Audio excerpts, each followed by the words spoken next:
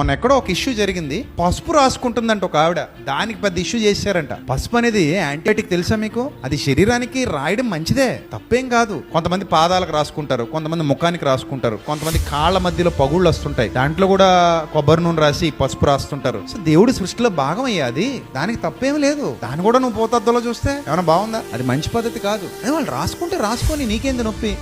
దానికి ఏమైనా ఆత్మ రక్షణ దూరం అయిపోద్దా? పసుపు రాసుకున్నంత మాత్రాన్ని ఇంకా వాళ్ళు నరకానికి పోతారా? దానికే అసలు పసుపు మరి కూరల్లో వాడుతున్నావు, పైకి రాసుకుంటే నీకంత నొప్పుకుంటే కడుపులోకి పోతుంది, మరి దానికి ఎంత బాధ?